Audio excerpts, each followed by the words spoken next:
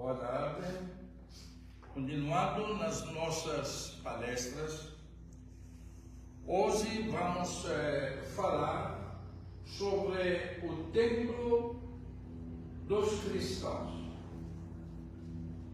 Na aula passada, nós falamos sobre o templo dos judeus, que o nosso Senhor Jesus Cristo, por várias vezes, orou, discursou. Por quê? Porque neste templo se reuniam muitos judeus de outras etnias, helenistas, como eles falavam, aqueles que eram da religião judaica, mas na etnia grega. E ele tomou esta oportunidade, por divina providência, o Herodes preparou um belíssimo templo para ele poder ser ouvido. Então, sem querer, o Herodes fez o templo para ele, para ser glorificado, mas quem é glorificado é o próprio Cristo, o próprio Messias. Agora, os apóstolos, no primeiro século, após da assunção do nosso Senhor Jesus Cristo, eles continuavam a realizar visitas no ainda existia ainda o templo, o naos, o templo do Herodes. Mas o nosso Senhor falou para eles ficar em um alto lugar, no alto lugar, quando ele fez a assunção perante mais de 500 pessoas.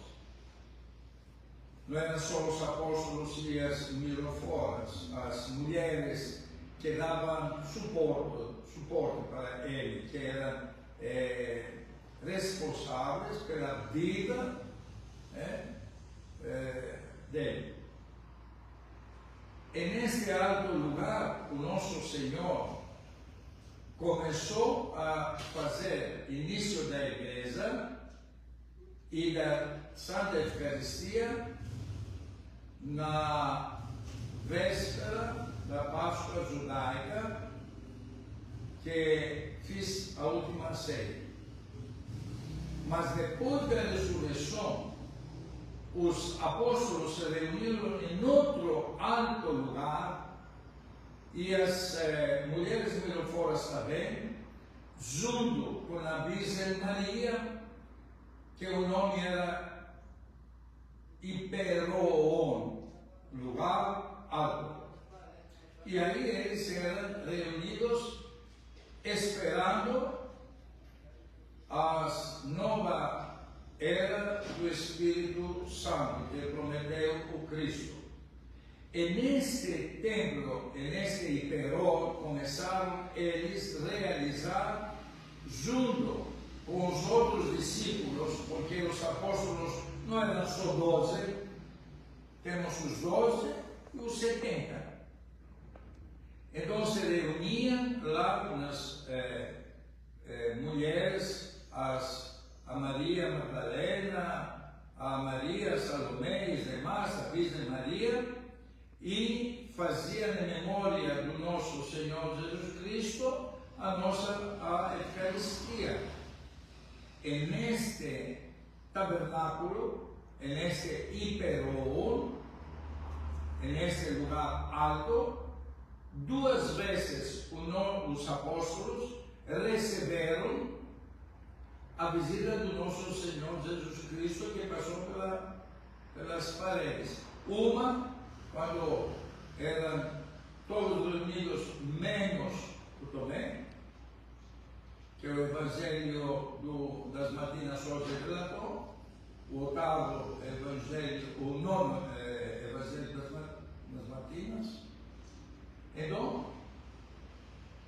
eles receberam a visita do nosso Senhor Jesus Cristo após a ressurreição, mais uma vez, neste lugar que o Tomé não estava, na segunda vez estava.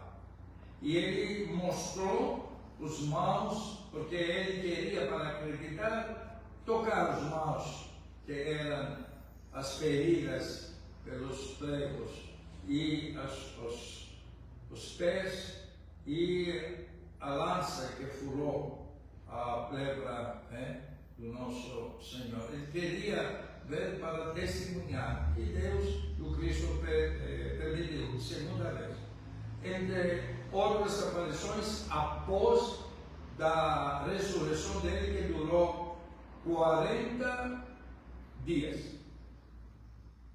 Então, pouco a pouco, os apóstolos substituíram o templo do Herodes, que era reconstruído quase pela terceira vez, e se reuniram na primeira igreja, primeiro templo cristão, que era o Hiperol, o lugar onde eles eram isolados. Este templo, o que aconteceu com este templo?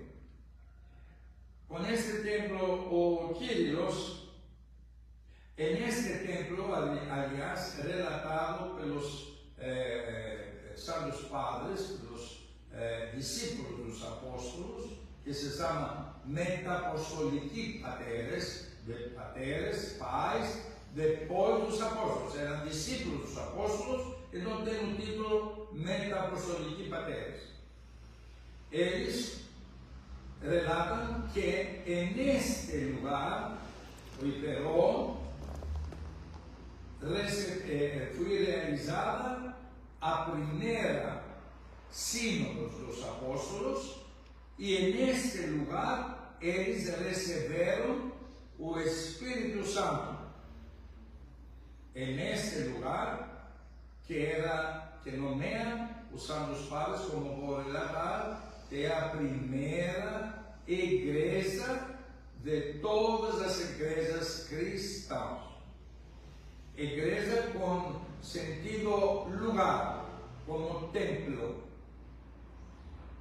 O Kyrios, patriarca e episcopos de Jerusalém, de Jerusalém,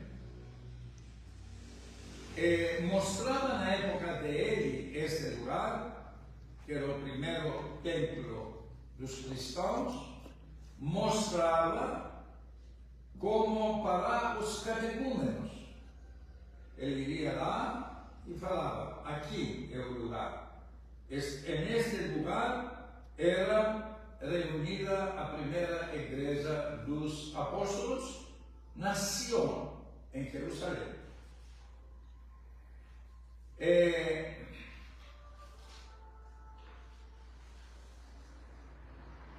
O himnógrafo e grande himnógrafo, escritor, Santo Damasceno, ele está relatando esse lugar, o Hiperol, como a mãe e Acrópolis, mãe e Acrópolis de todas as igrejas. Esse Hiperol, esse lugar, era a mãe de todas as igrejas. Título que o patriarca de Jerusalém tem como a igreja da Sion, do patriarcado, que é a mãe de todas as igrejas. E algumas pessoas podem perguntar: por que o patriarca de todas, que é o patriarca de Jerusalém, não é o primaz dos patriarcas? Porque, infelizmente, vamos explicar mais para frente, a posição política dos 5 bispos daquela época era pegar o valor e a primacia pela cidade que eles exerciavam a diaconia deles. A primeira cidade, na época do Império Romano, era Roma, e aí vai. A segunda é Alessandria. Quando surgiu a nova Roma, a nova sede do Império com Constantino, o da Constantinopla ficou como segundo. E da Dióquia, que era uma cidade grega, e tem o nome do Adíocos, primeiro, que era o general do Alessandro Magno, tem o nome dele, Adíocos, era o Adíocos o primeiro. Eles pegou na hierarquia por ordem política. Não era eclesiástica, era política, e depois, em outros sínodos da quarta, eles aceitaram esta hierarquia. Por que Jerusalém está na última? Porque a cidade após Jerusalém, após da catástrofe que provocou o imperador Tito lá,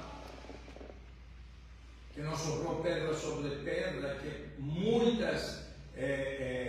muitos importantes prédios e outra coisa desapareceram, foram queimadas, destruídas, uma catástrofe em geral. Os judeus viajaram para a diáspora. Então, a grande cidade da época de Cristo e antes de Cristo, da época de Pilatos, de Herodes I, Herodes II, e a Sagrada Cidade virou vilarejo.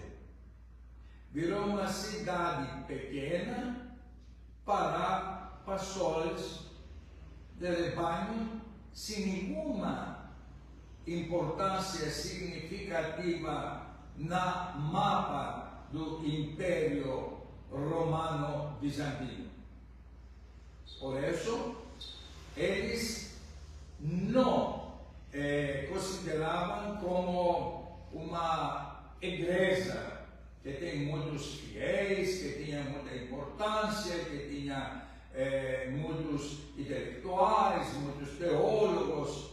Então, além da primeira sínodo, que foi realizada em Jerusalém, nesse lugar, o primeiro templo, alto lugar onde os apóstolos se reuniam, nenhuma outra sínodo foi feita das 7 sínodos.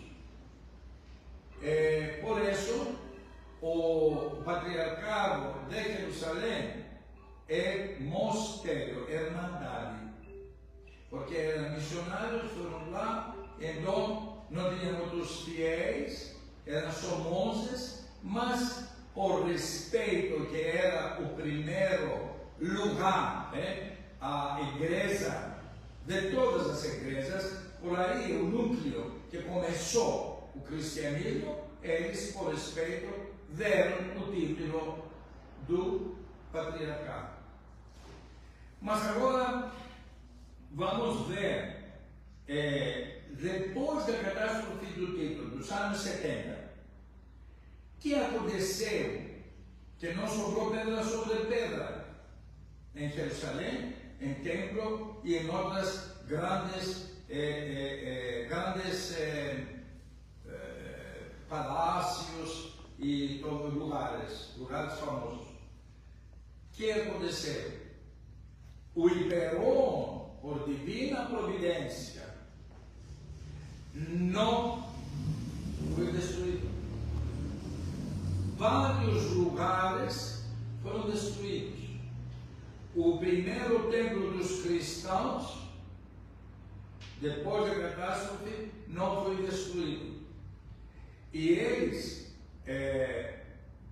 o Epifânios, o episcopos de Chipre, ele dá uma informação que o Hiperon está intacto, aliás, do jeito que os apóstolos se reuniam na época do episcopo de Chipre, Epifânios, que participou em reunião em primeira e segunda ecumênica sínodo. E primeira. Então, filhos, na época do imperador Adriano, o lugar estava mostrado como igreja. Mostrava o lugar como igreja, por divina providência. O templo que representava o passado, na época do Antigo Testemunho, a época dos Paleás Beatídeos, do testemunho da antiga igreja, foi destruído.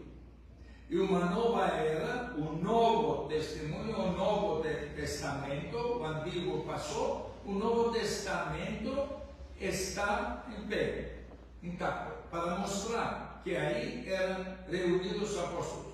E neste lugar receberam a epifítise do Eupnépados, a epifania do Espírito Santo, e por este lugar, alto lugar, abriram as portas, as janelas e começaram a catequizar, evangelizar os povos que estavam reunidos, porque aconteceu neste lugar esses fenômenos inexplicáveis, porque quando o Espírito Santo desceu na hora que os apóstolos eram reunidos, esperando esta epifítise que o nosso Senhor Jesus Cristo falou: eu vou subir no Deus, nosso Pai vai mandar o Espírito Santo. Então eles esperavam que ia acontecer. Aconteceram fenômenos que não eram para acontecer. Todo mundo que estava lá foi reunido embaixo deste perron, embaixo deste templo, por causa de quê? Dos trovões, dos barulhos. Se você está no seu lugar e escuta barulho e vê chamas descendo do céu, iluminar os apóstolos que estavam lá, e todo mundo curioso ficou para ver que fenômeno é esse. Então, aí o apóstolo Paulo, o Espírito Santo, corajou os demais apóstolos e ele abriram as janelas e começaram a divulgar sem medo, sem nenhuma assim, teimosia, nada. Começaram corajosos discutir, concursar a palavra de Deus. Então, na época do imperador Adriano, mostrava ainda o templo.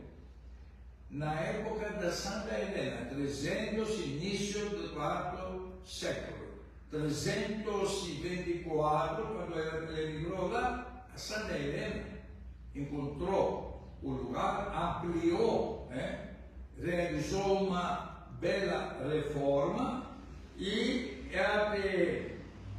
ficou o templo mais pomposo, mais bonito.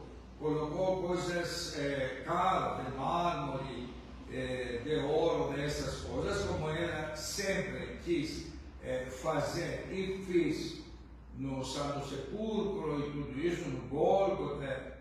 Então, e este templo ficou em 1300, quantos séculos? 1313, ao Patriarcado de Jerusalém, ao Patriarcado Ortodoxo. Depois, quando os francos, quando as cruzadas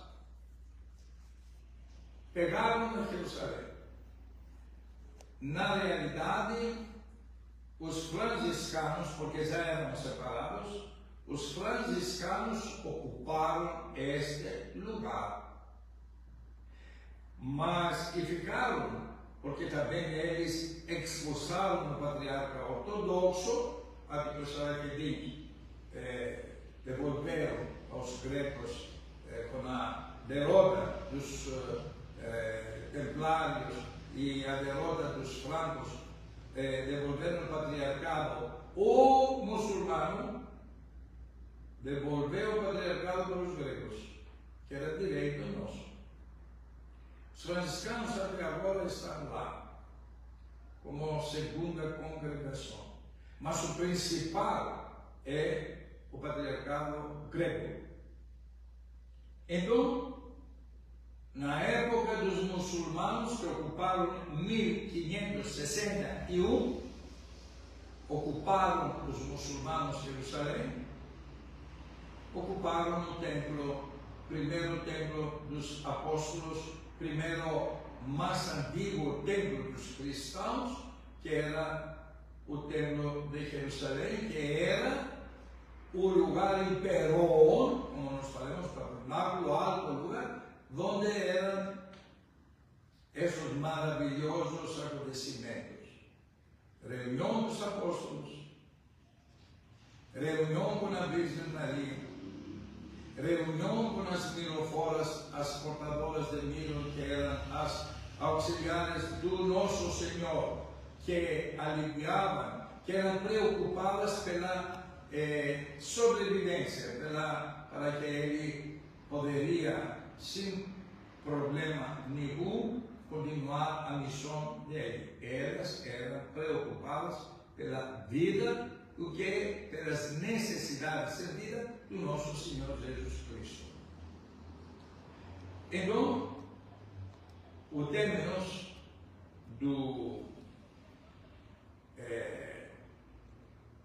dos muçulmanos está ocupado em 1561. Os santos sinos. Agora, com esta maneira, surge, para concluir o pensamento eclesiástico, na construção de templos, no primeiro, segundo, terceiro século do cristianismo. Como o apóstolo Pablo relata a reunião dos cristãos, com que finalidade? Porque precisava um lugar especial para realizar o quê? A oração em comum, a oração de distribuição do sangue e do corpo de Cristo, realizar a Via Eucaristia. Essas primeiras igrejas eram espalhadas por todo o mundo, onde foram os apóstolos evangelizar os povos, catequizar os povos, eram nas casas. E neste lugar, como o apóstolo Pablo, dentro de várias epístolas, ele relata, eram as igrejas das casas. Um dos cristãos que era mais Epifanes, mais famoso, mais com poder econômico ou poder social, político, então reunia as outras pessoas na casa dele e realizava a Eucaristia com a presença do bispo no início, porque os bispos só, que eram os metapostólicos pateres, eram os discípulos dos apóstolos e os bispos, eles realizavam a Via Eucaristia. Os presbíteros não tinham direito, apenas eles faziam o papel do conselheiro do bispo. Mais tarde, quando as multidões aceitaram o cristianismo, então o bispo não poderia estar em todos os lugares. Então, delegou poderes, autorizou os padres, que não eram padres, eram presbíteros, autorizou realizar a Dia Eucaristia e outros devagar sacramentos. Mas isso mais tarde. Então, temos relatos, além do apóstolo Paulo que relata na Sagrada Escritura, que eu estou mandando a minha bênção, o meu carinho, a minha saudações a São Ico Parmená. O Icos é a casa Parmená, era a igreja do Parmená. Então ele manda, em vários lugares onde ele passou, e depois, escrevendo as cartas, mandava por estas, que eram igrejas, eram templos. Então, os primeiros templos dos primeiros séculos estavam em casas. Por quê? Porque os pagãos não permitiam os cristãos construir um templo. E pela primeira filosófica ideia ideológica, como o Cristo falou pela Samaritana, não no templo nem na montanha Garizim se louva a Deus, mas nos corações.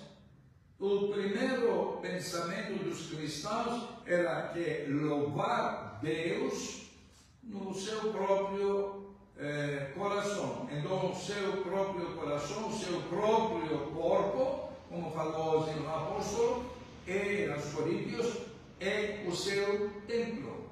Por isso, não podes machucar o seu corpo, não podes profanar o seu corpo, você não podes destruir com os atos o seu corpo. Com que atos?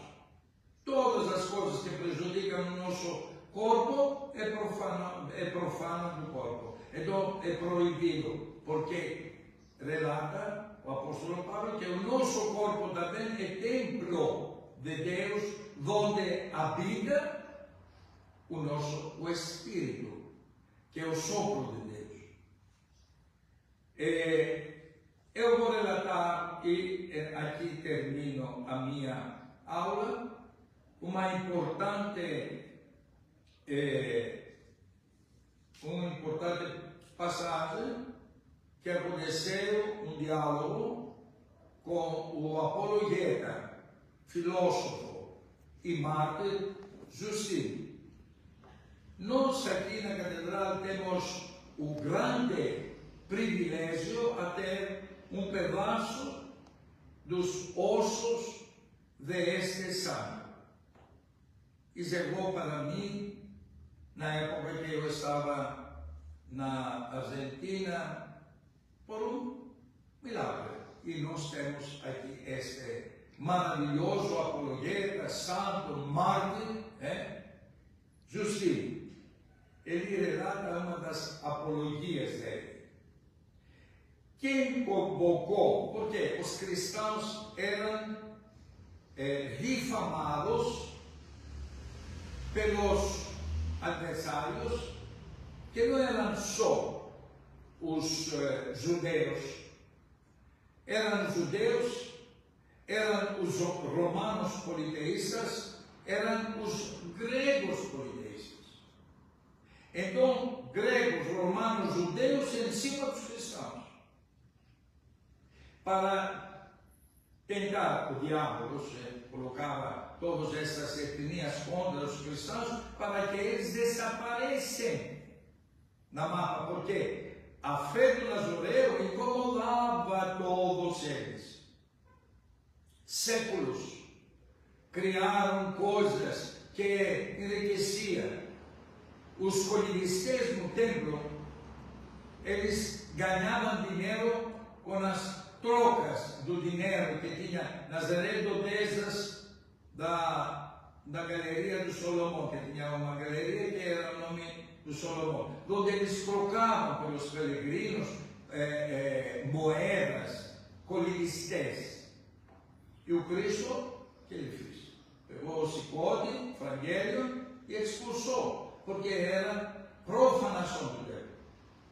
Os gregos, nos templos deles, que louvavam os falsos deuses, eles também tinham muitos rituais, muito dinheiro envolvido, os sacerdotes ganhavam dinheiro, vendiam coisas, então era um negócio o templo. Os romanos também. Temos relatos de filósofos, de apologetas, de santos, que essa é uma profanação. Era louvando Deus? Não. Era louvando o bolso deles. E criaram um esquema que é muito difícil, como agora, temos outro esquema, que vou analisar mais por a frente, de cada um de nós. A culpa não é só dos heréticos, dos cismáticos, não existe isso. A culpa é de todos aqueles que, em nome de Deus, profanam a fé. Qualquer um que profana a fé é culpado. Não escapa e não vai escapar ninguém que pratica estas demoníacas situações, porque são do Satanás. Então, Justino, os cristãos eram acusados que eles cortam os bebês em cima do altar deles, pegam bebês e esfagueiam os bebês e comem. Eram antropófagos. Coisas do Satanás. Ele não conseguiu acusar, não conseguiu derrubar, não conseguiu o Cristo parar de realizar a salvação, o sacrifício dele, e eles colocaram outras dificuldades, obstáculos, difamações e tudo isso. E o Justinus era pagão, era grego, era filósofo e virou apologeta a favor dos cristãos, que falavam essas coisas em verdades, e então o povo virava contra eles. Não são antropófagos, tudo isso. Na apologia dele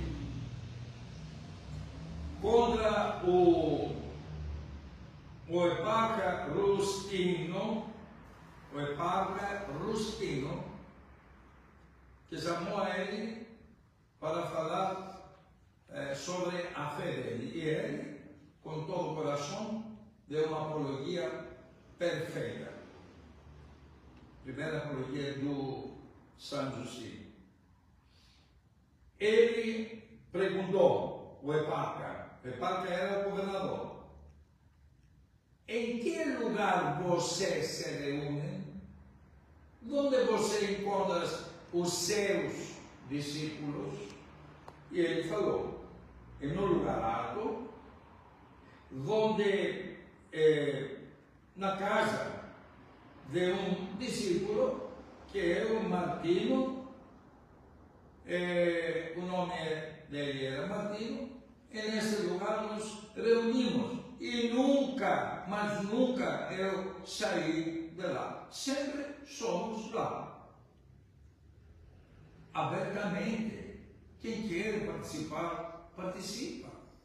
Nós não temos segredos, como existem algumas religiões teosóficas e tem sacramentos em secreto e tudo isso. O apologeta falou: o cristianismo é pura verdade, pura luz. Nós não escondemos nada, não temos o rabo preso para esconder, não realizamos nada contra a humanidade, não fazemos nada, o nosso Senhor nos libertou, libertou o espírito, libertou o coração, e nós louvamos o grande Deus, o nosso Pai onipotente, Criador do mundo, aquele que nós devemos tudo que nós temos. Cada respiração nossa, cada batimento cardíaco, cada circulação adentro do nosso corpo é pura benevolência de Deus. Que Deus abençoe.